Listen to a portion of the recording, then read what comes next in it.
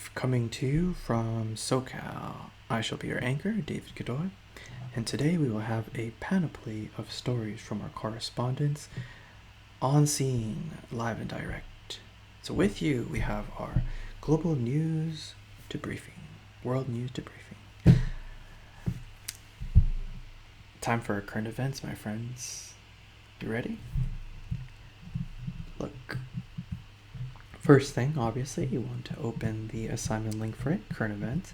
The last thing we have. And essentially, this is the task. So, one of the big takeaways from this class is that writing performs social action. This means that writing does things, right? So, if we think about, say, Los Angeles Times, even think about the different genres, each piece of writing is doing something different. It is performing a particular social action, right? And within each genre, it's a different thing that it's doing. Take the front page. Maybe in the front page, it's telling you about some earthquake that happened somewhere, right? And that's expository writing, right? It's exposing to you that information, yeah? And that's the thing about writing, is that each piece of writing has an objective. It wants to do something, right? Let's take also an editorial, which is an opinion piece, and it's telling you why you should ditch that fossil fuel vehicle and get yourself an electric vehicle. So the objective there is that it's trying to persuade you, it's trying to convince you to do something, right? In this case, to get rid of your fossil fuel vehicle and get an electric vehicle.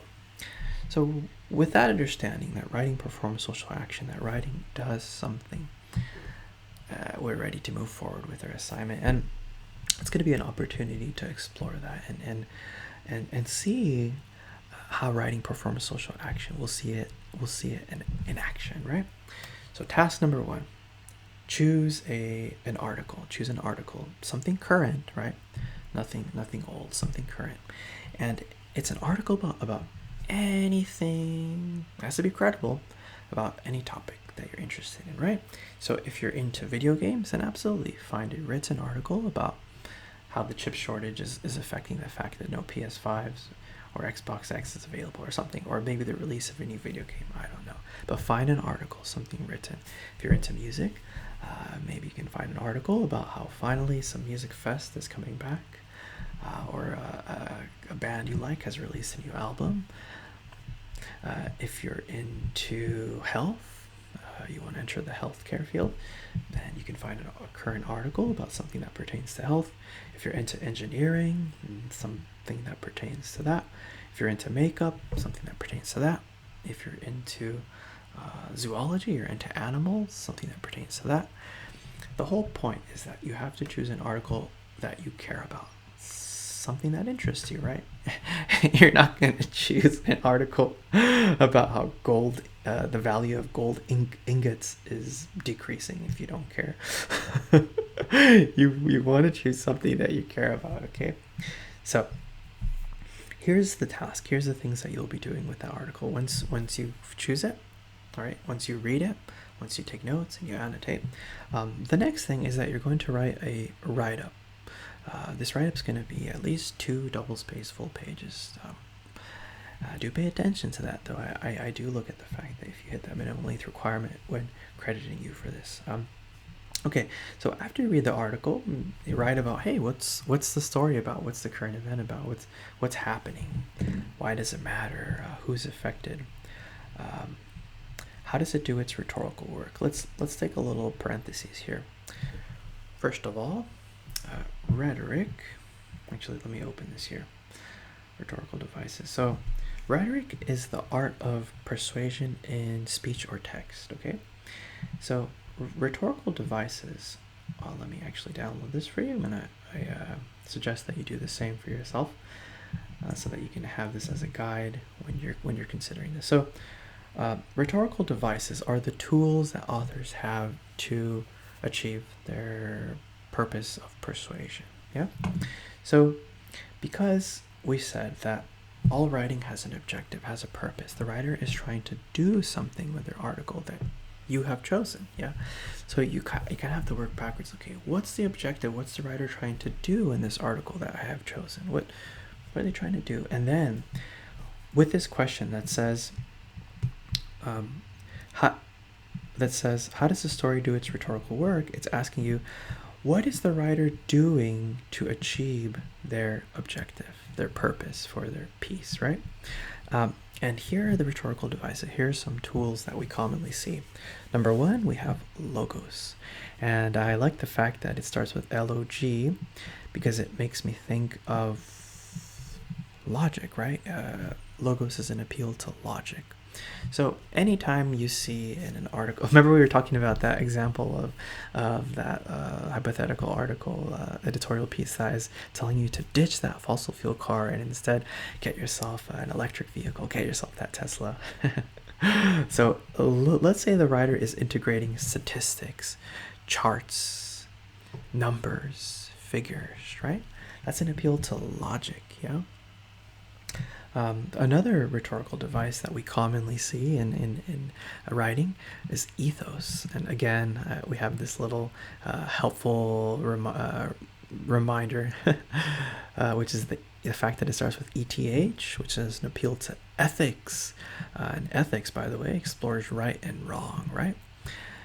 Like for example, here's a sample essay. Here's a sample sentence that utilizes the meaning of ethics. The scientific community should really consider whether or not it is ethical to clone a sheep, right? So how right, how wrong is it? The morality of it, right?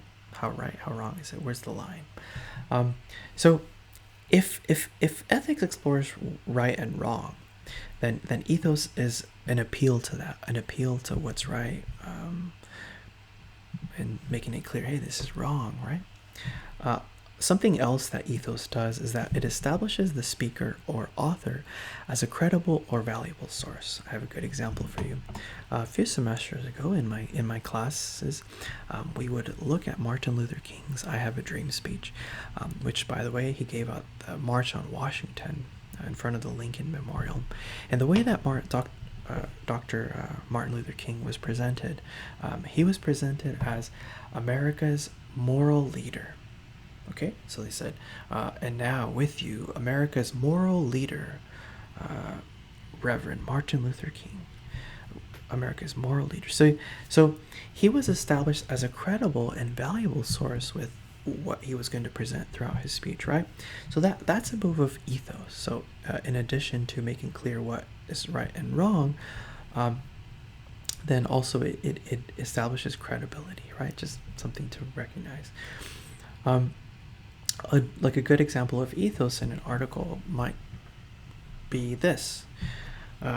Maybe it's about all the plastic that is being dumped into the ocean, that ends up in the ocean and thus ends up killing turtles and other marine life, right? And the article is making that move about just how wrong this is, right? That's a move of ethos, right? Lastly, we have this one, pathos, and unfortunately there's no little helpful way to remember. Just like I was saying, like how these first three letters actually sounds like what the appeal is, but here it comes from a Greek word. So pathos, let me actually look that up for you. Pathos. So pathos is Greek. Here we go. The Greek word pathos means suffering, experience, or emotion. Suffering, experience, or emotion. So I like to think of it like like the way I remember is like, okay, suffering from emotion. Like I thought it was funny that they put suffering and emotion in the same definition of the word, because I thought about like hysterics and being hysterical, where you're so overrun by emotion that you really can't think straight. It's like it's overrunning you, and you can't take it. So just remember that it comes from the Greek. So pathos is an appeal to emotion.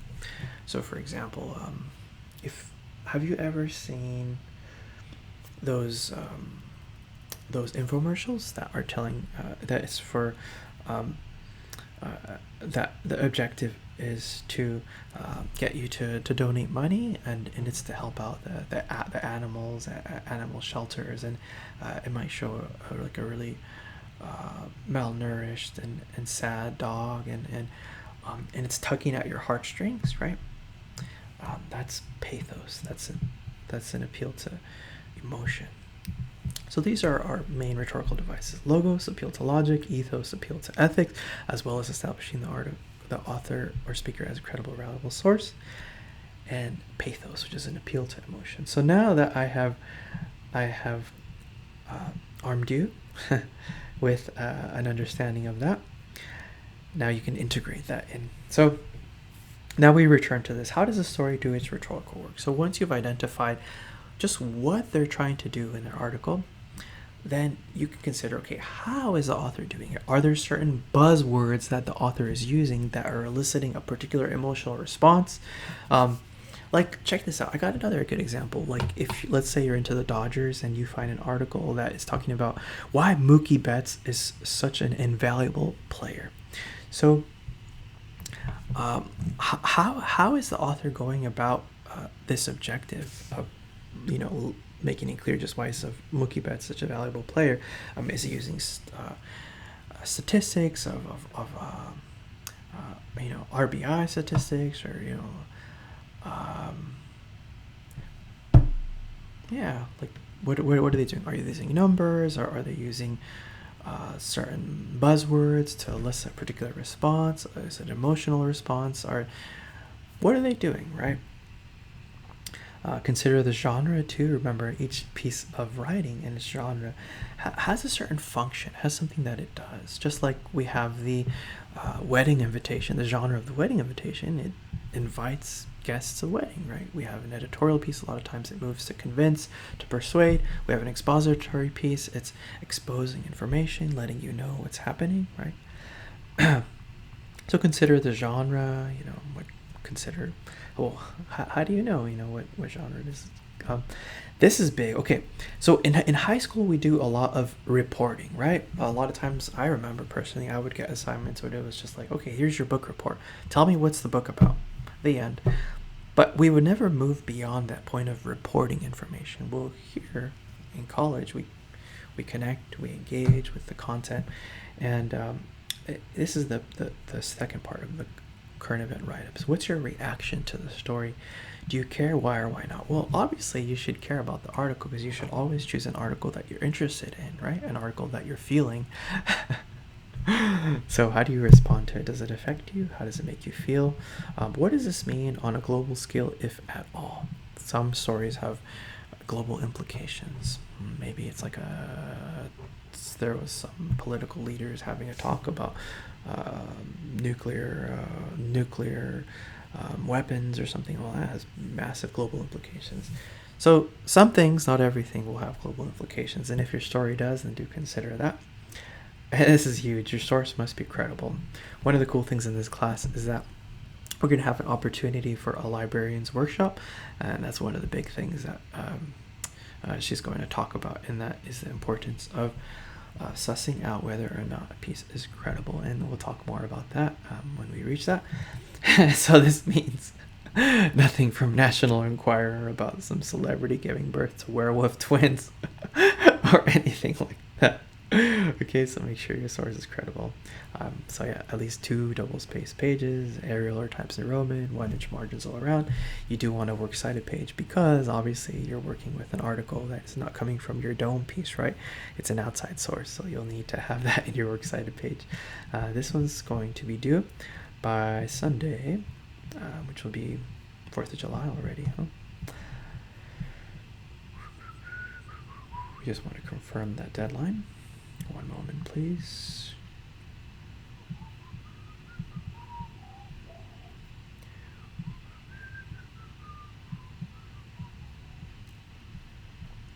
Yep. 4th of July, Sunday. All right. So those are our current events.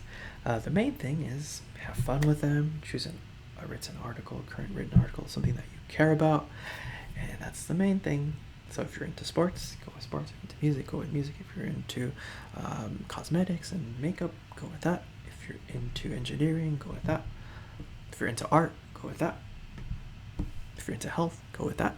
Choose an article that you care about, a current article, a credible article. All right, guys, if you have questions, please let me know, and happy writing.